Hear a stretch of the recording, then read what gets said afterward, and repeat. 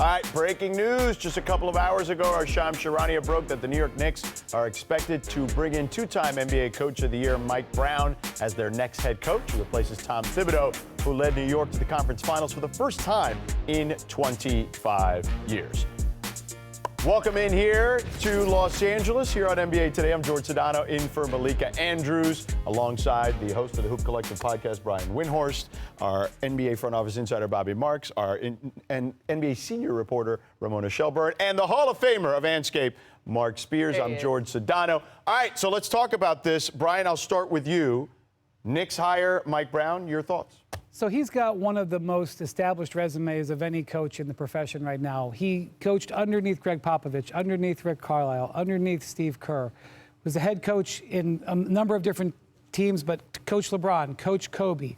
Has coached the #1 defense in the league, has coached the #1 offense in the league, which is what he did 2 years ago when he won his second Coach of the Year crown with the Kings, where he helped the Kings break their 16-year drought of playoffs where he had the #1 offense. So he has done a lot of different things over his career. He brings a wealth of experience. He's evolved a lot over the last 20 years. He got hired 20 years ago this month, as I guess last month now, 20 years ago in June, to be his head coach for the first time. He's a lot different coach now than he was then. I see people comparing him. They think he's like Thibodeau because they're both defensive coaches. Yes, he's a defensive first coach, but he is very, very different, and his personality is very much, more of a mosaic than people are giving him credit for. Well, he's walking into a situation. How many head coaches walk into a situation when you're probably one of the favorites in the Eastern Conference here? And he's walking into a lineup and a roster that has 7 returners, your top 5 starters, and you're going to add Jordan Clarkson and Gershon Yabusele here to a team that, let's face it, Eastern Conference at least is the expectation moving forward here. NBA Finals, you don't get rid of a Tom Thibodeau to go out and do that here, and it's a lot different than what he walked into in Sacramento a few years ago. But as Brian just said, the experience in being in Golden State, the experience of being in Cleveland with LeBron has certainly prepared him for this. You know, we've all met Mike Brown at different stops along the way. You caught him early in Cleveland. I caught him mid-career at L.A. And then when I saw him in Golden State, he really seemed like a changed guy. Like he took over for Steve Kerr for a lot of those games. Remember, Steve had his back injury, and he had to coach games in the finals for Steve Kerr. And Mike and Steve had this sort of symbiotic relationship where, like, Steve he spoke so highly of Mike, I didn't think they would ever let him leave. But then the Sacramento Kings said, we want some of that Golden State Warriors secret sauce.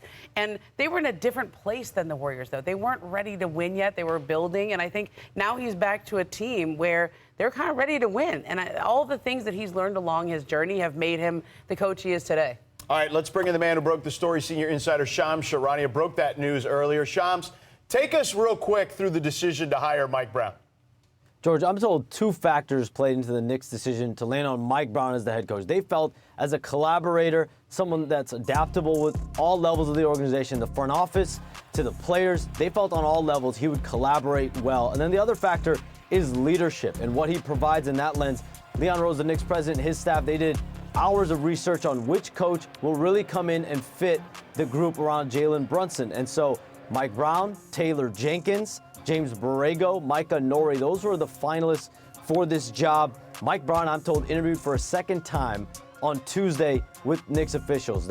He's the only coach that met with them twice, and that meeting included James Dolan. And so now he walks away with a coaching job, and this is a pressure cooker of a job for Mike Brown. This has championship expectations, and he's coached a vast array of stars throughout his 3 decades as head coach. I mean, think about LeBron James in Cleveland, in San Antonio, Tim Duncan, Tony Parker, Manu Ginobili, in Golden State, Stephen Curry, Draymond Green, Klay Thompson. Most recently, of course, Kobe Bryant as well, Pau Gasol, and then De'Aaron Fox and Domantas Sabonis in 2022-23. The Kings had the top-ranked offense in the NBA. They're obviously hoping for that same level of creativity coming up in New York. Shams, you're the man. Thanks for the time, brother. Appreciate you. All right, there he is, Shams Charania. Mark, let me ask you about your thoughts on the hire with Mike Brown. You know, I know Mike pretty well, and once he lost his position, you know, he's certainly in a financial position to just chill and do nothing. Could have chilled for a couple years. I could tell he never rested.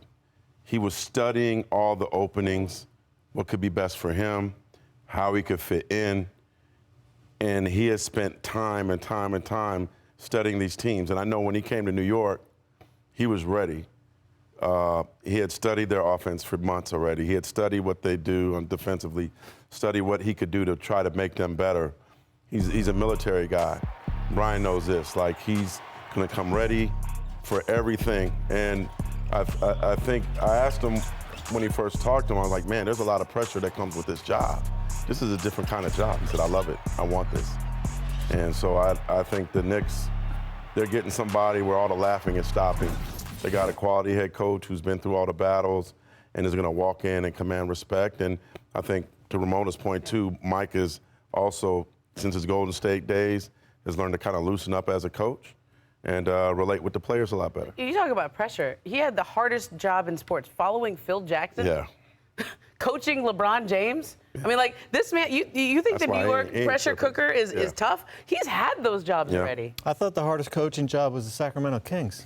I mean, that one certainly has instability. I would say that. In terms of, like, day-to-day. He fell to that. I know where you're going. Day-to-day following. I mean, following Phil Jackson's a pretty tough one.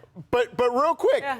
He did certainly accomplish something in Sacramento. They hadn't made the playoffs in 16 years. No, there's a lot of fans there were crooks. Yeah. I'm going to be interested to see what they do with the assistant coaching staff. I think, obviously, I think Rick Brunson's obviously going to be on the coaching staff like he was. But how many of the assistants from last year's staff remain? I think quite one's a few. at Florida State now. I think he could be chilling right now, man. And that shows me something about how competitive he is as a coach, as a person. He could be in French Riviera right now.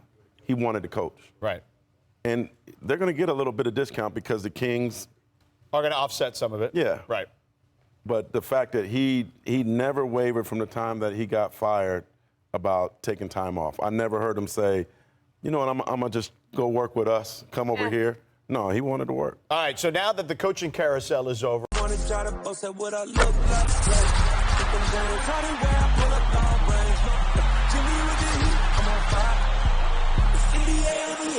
NBA